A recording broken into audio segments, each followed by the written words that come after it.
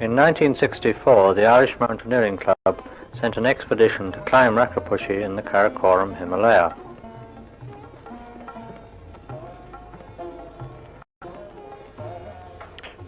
There were 7 climbers in the party. Here am I, Joss Lynam, deputy leader. Emmett Goulding, our star climber. George Garrett from Belfast. Paddy O'Leary, the leader, eating cream crackers as usual. The other members of the party were Tony Kavanagh, Sam Payne and Barry O'Flynn. This is the 25,500-foot peak which we came to climb. It is situated in that part of Kashmir which belongs to Pakistan, and it is quite close to the Russian, Chinese and Afghanistan boundaries.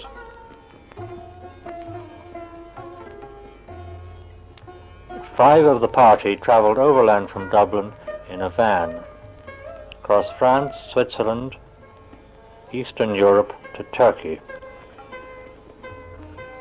then through Iran, then across the desert of Baluchistan and up the Indus to Rawalpindi. Meanwhile, Paddy O'Leary and Barry O'Flynn went direct to Karachi for the baggage. Here is Paddy to tell you about it himself. We spent 3 or 4 days in Karachi, rushing frantically around in scooter rickshaws, trying to complete the various formalities.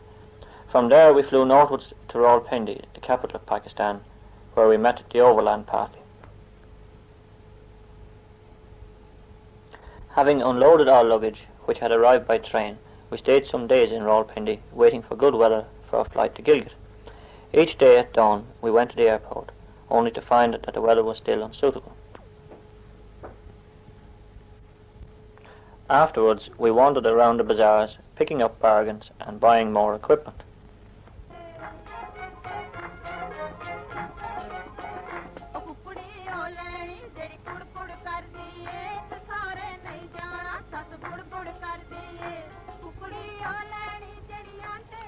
Finally, one morning, we took off in a DC-3 of the Pakistani Airlines to fly the perilous but beautiful route to Gilgit.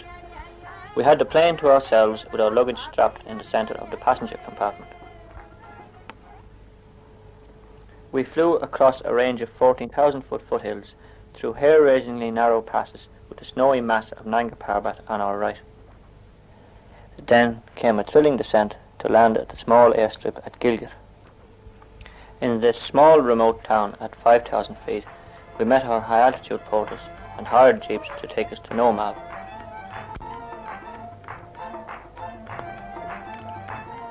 Nomal is 17 miles up the dusty and barren Hunza Valley.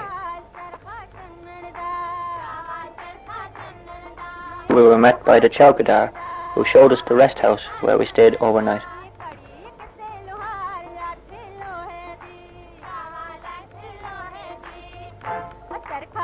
We spent the rest of the evening unpacking and distributing our gear and making up loads for the porters we were to hire next day.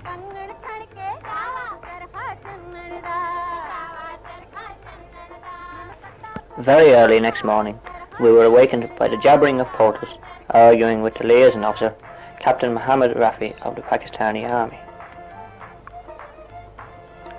We hired some 60 of these men.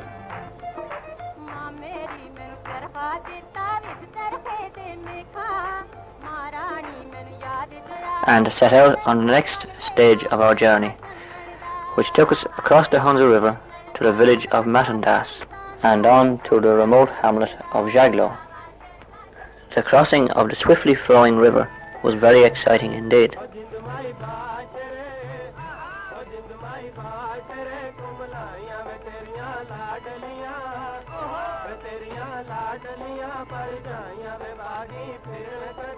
The rafts on which we crossed were made of some flimsy poles slung across 4 inflated ox skins, which periodically became deflated and had to be puffed up again.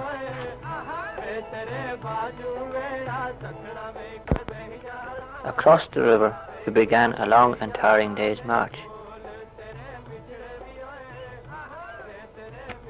Sometimes our march brought us across barren flatlands and sometimes through beautiful oases. Near the end of the day's march, we climbed out of the main valley into the subsidiary valley in which Jaglow is situated. In this interesting and primitive village we stayed overnight. During the next 2 days we ascended slowly through some shepherds' hamlets to base camp.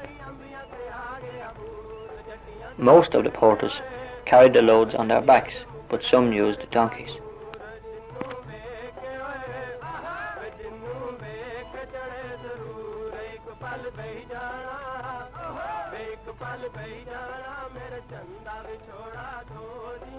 Looking back, we could see the snow-covered peaks at the far side of the Hunza Valley and the fields of Jaglow below.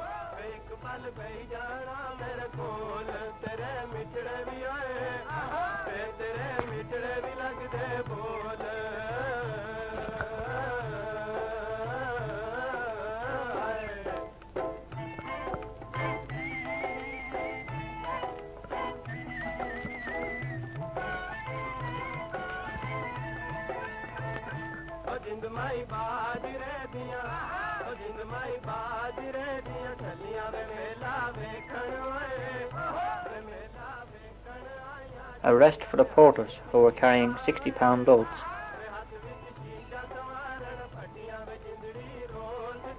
And a rest for the animals, which are carrying loads of over 100 pounds.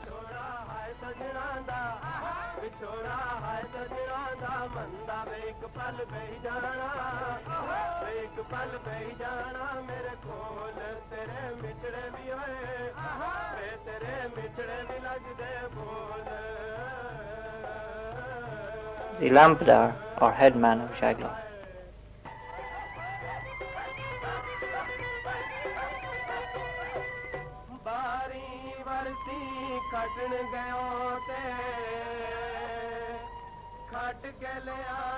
The shepherds of Jaglow had already moved their animals up to the summer grazing grounds at Barrett.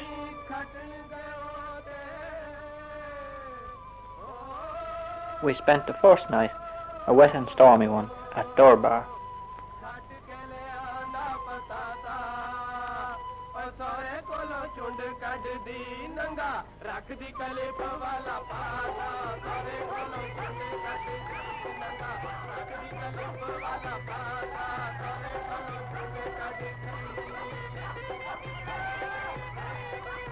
A grinding trek next day up the moraine of the Biro Glacier brought us finally to base camp.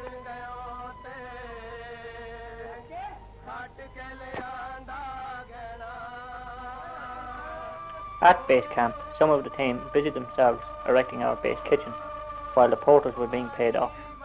This camp at Rakaposhi was described by the explorer Tillman as the finest base camp in the Himalaya in all respects except altitude.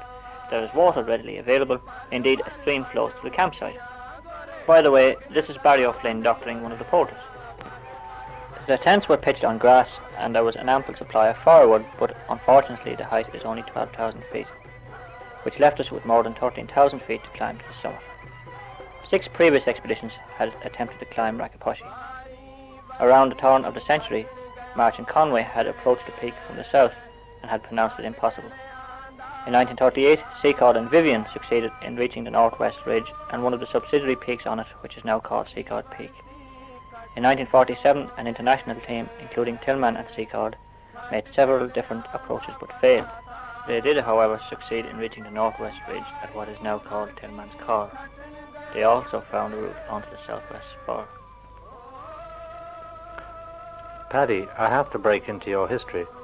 We must watch the Lambadar with his umbrella directing George's dancing, and also Sam Payne, the butcher, watching with professional interest while the porters slaughter a sheep. Now back to the mountain. In 1954, a Cambridge team climbed Seacard Peak, but dismissed the northwest ridge as too long and difficult. Turning to the southwest spur, they reached a height of over 20,000 feet. In 1956, an Anglo-American team reached 23,000 feet along the spur, and finally in 1958, using the same route, an Anglo-Pakistani services expedition led by Mike Banks reached the summit.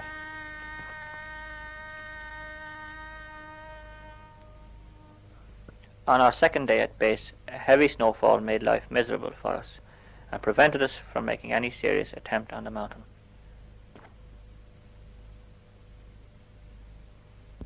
However, we discussed the various possibilities and decided that as soon as the snow stopped falling, we should reconnoitre a few routes. The possibilities were, firstly, the already climbed southwest spur, secondly, over Secord Peak, thirdly, direct to the northwest ridge by the Rib or by the icefall. This sketch shows the summit, Monk's Head, Nun's Head, Secord Peak and Base Camp. Our first reconnaissance was towards Secord Peak, selected because under the very bad conditions prevalent, the other routes were totally hopeless.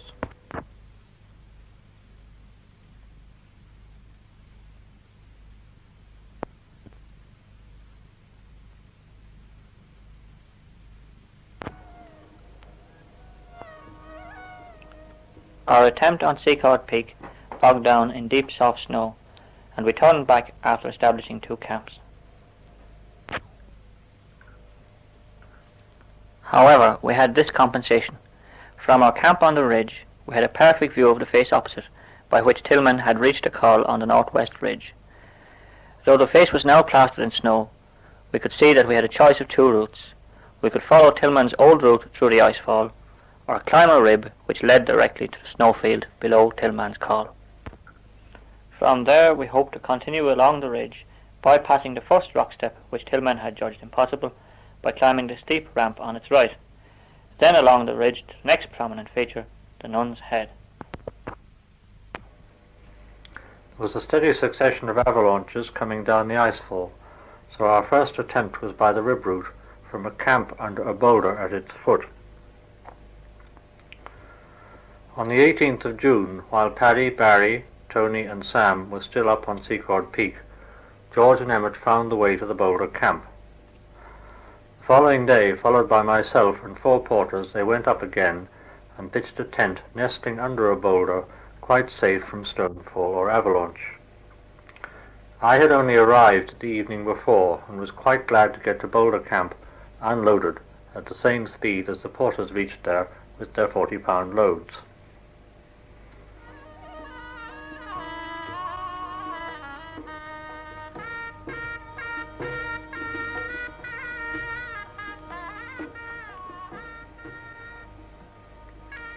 While waiting for the last 2 porters to reach the camp, I looked away to the south across the base camp to the fine ring of peaks of 19,000 or 20,000 feet, which closed the Kunti Glacier on that side.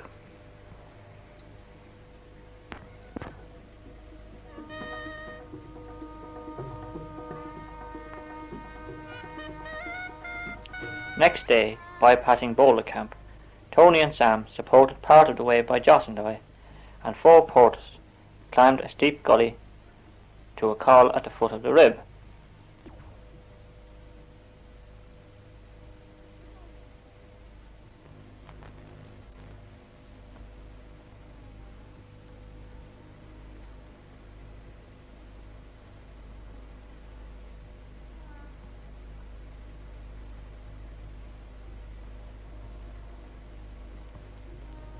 We felt that this route was possibly too difficult for laden porters, but there was just a chance that a camp might be established on the col. Emmett and George spent several days establishing a camp on this col and reconnoitring a difficult route up the Rib. They thought that the Rib might go in good conditions, but with the snow in the condition that it was just then, it would take too long to overcome all the difficulties. Emmett and I made a final attempt on the Rib, and decided that in fact it was out of the question.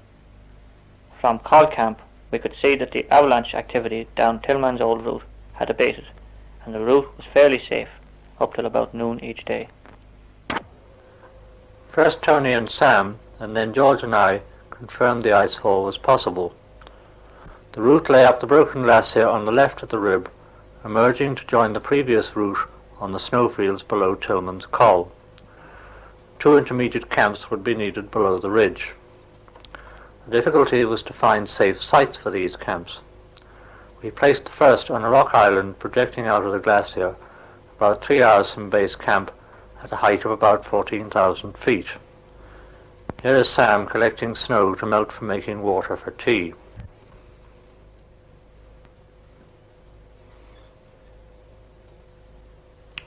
Above the camp, a snow slope led up to a gully down which trickled an endless succession of small avalanches from the upper snow slopes. To avoid these, we climbed a little rock pitch on the right and moved out along a snowy ledge. It seemed we had found a route. Now our problem was to get ourselves and our supplies up it. For now, when we needed our porters most, they refused to spend the night above base camp. In spite of endless argument and persuasion by Paddy, myself and Raffy, they could only be persuaded once or twice to go above Camp 1, and then only as far as Camp 2.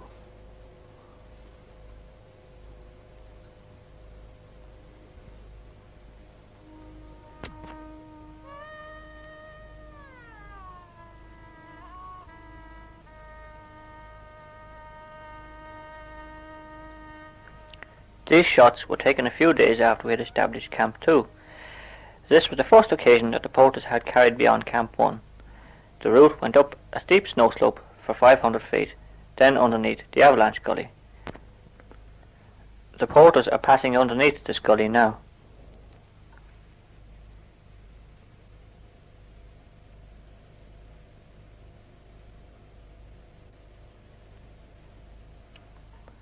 We climbed a short rock wall on the right of the gully and continued up a steep ramp of rotten ice, shale and loose treacherous snow. As we would be constantly climbing up and down this ramp, we protected its entire length with fixed ropes. Once these ropes had been fixed, we found this section quite easy. But we had to be off it each day before noon, because snow slides started coming down just about then. We were acutely conscious of the fact that the camp and the entire route below was threatened by a shaky-looking ice pinnacle which towered over the exit from the ramp.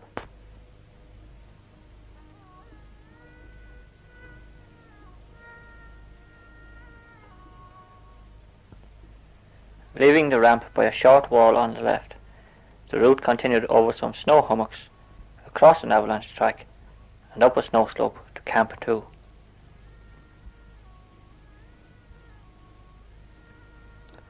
Shortly after settling in at Camp 2, the team got together and discussed the position.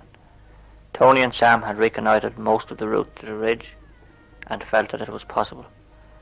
However, because our porters had been giving trouble, we felt that it would be difficult to get enough stores on the ridge to make a determined assault on the summit.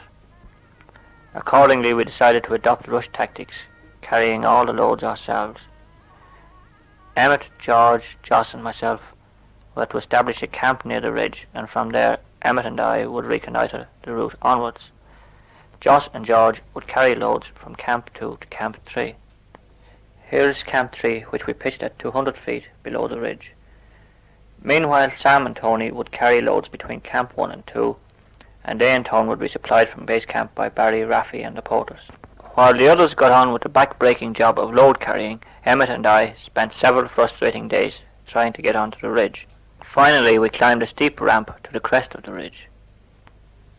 Progress was slow because the sun melted the rotten snow early in the morning, and it was possible to climb for only 3 or 4 hours a day.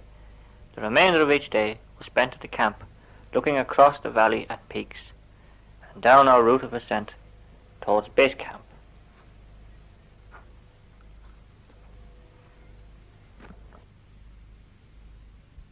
Emmett and I, here's Emmett taking off his crampons, were alone in this camp for several days, and became quite worried by the signs of oncoming bad weather. We became increasingly worried when, for 3 days in succession, Joss and George did not come up from Camp 2 with loads. We had decided to go down to investigate when Joss and George came up with bad news. Camp 1 had been destroyed by an avalanche, Sam Payne was injured and Tony Kavanagh badly shaken. With 2 of our team unable to carry loads, it would not be possible to keep our lines of communications open, so we decided to retreat. However, George and Emmett decided to have one last look at the ridge and take some films. These shots were taken climbing up the steep ramp and on the ridge 20,000 feet up.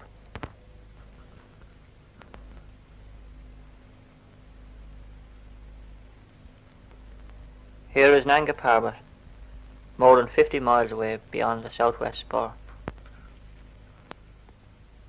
Though progress beyond this point was blocked by shattered gendarmes covered in rotten snow, they had the satisfaction of being able to see over the north side of the ridge mountain ranges stretching way into Afghanistan and China. Across the valley, steep scree slopes plunged downwards towards the Hunza River, 15,000 feet below.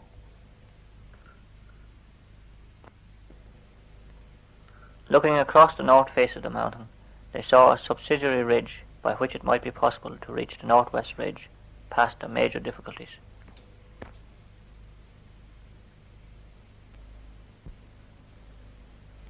We stayed one more night at Camp 3, and next morning we packed all we could carry onto our pack frames. Food and other unimportant equipment was abandoned, but even so the loads were staggeringly heavy.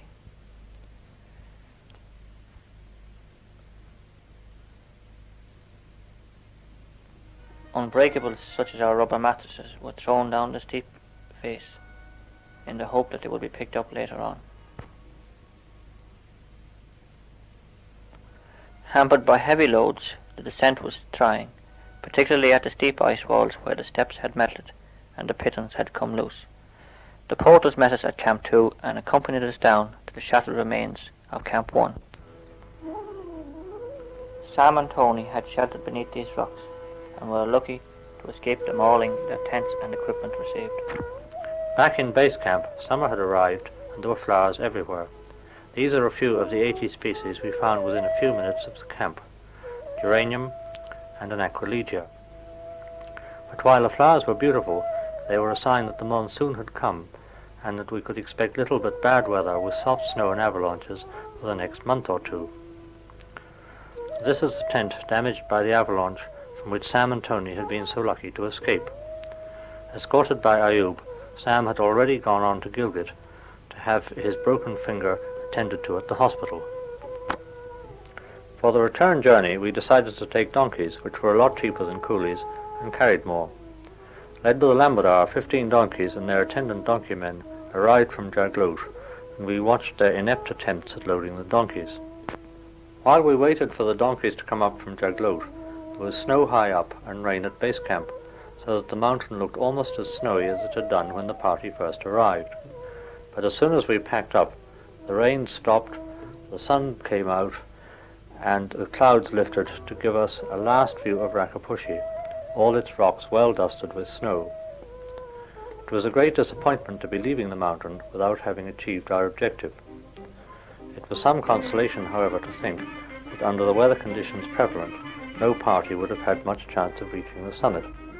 It was a further consolation to find, when we got back to Gilgit, that of 6 expeditions which had gone to the Karakoram, only one had succeeded in climbing its peak. The weather had been peculiar. It is normal at heights above 12 to 13,000 feet to get a very heavy frost at night, which freezes up the snow so that it is in good condition for climbing the next morning. In 1964, there was very rarely more than 2 to 3 degrees of frost at night, even at heights of 18 to 20,000 feet. These warm nights caused soft, unstable snow, which hindered our progress so much, first on the rib and later on the northwest ridge itself.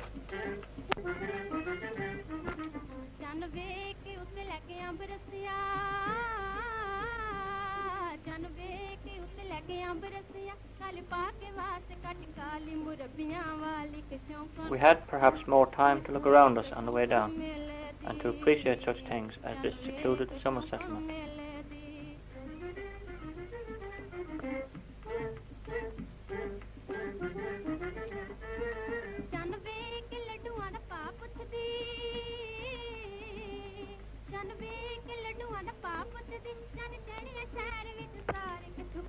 Where we had crossed dry riverbeds on our way up, we now had to make difficult crossings of rivers swollen by monsoon rains.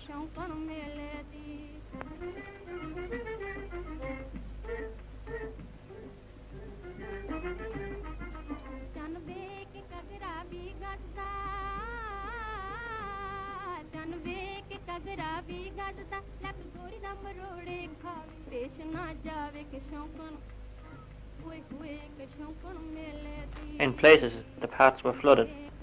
so we had to negotiate difficult passages over the river.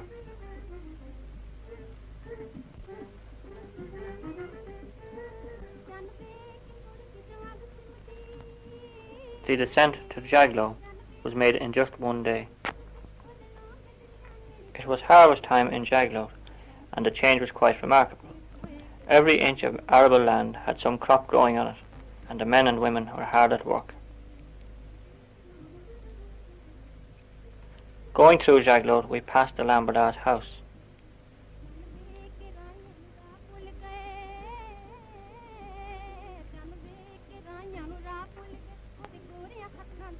These are some children of Jaglo.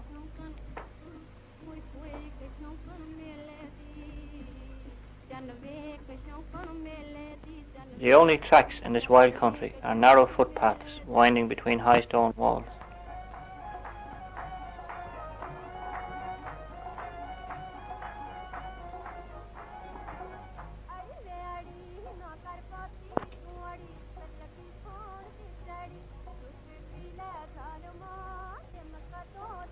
The staple diet in this region is chapatis made from coarse wheaten flour, Tibetan tea, and apricots seen here drying on rocks.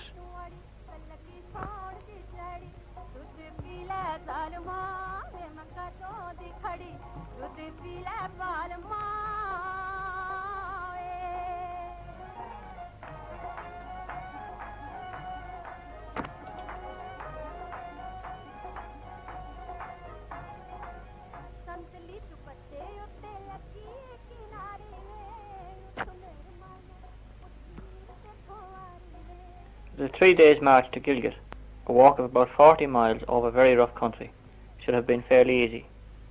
But we had been ploughing through soft snow at high altitudes for a month or more, and our muscles were unaccustomed to walking on hard earth. In addition, the change in altitude took a great deal out of us, so each evening we arrived at the camp stiff and tired.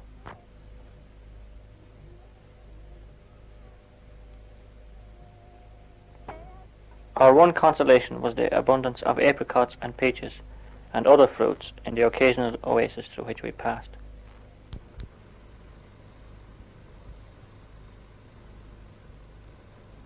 From Gilgit we flew out to Rawalpindi and went our various ways home. Because we failed to climb Rakaposhi, it may be said that this expedition was a failure. We do not agree. We spent 6 weeks on the mountain, weeks of excitement and boredom, enjoyment and utter misery, which added up to an experience which we will all remember for many years, and which none of us would wish to have missed. This was the first Irish Himalayan expedition, the first, we hope, of many, and we hope also that our experiences will be of help to the Irish mountaineers who will follow us through the years.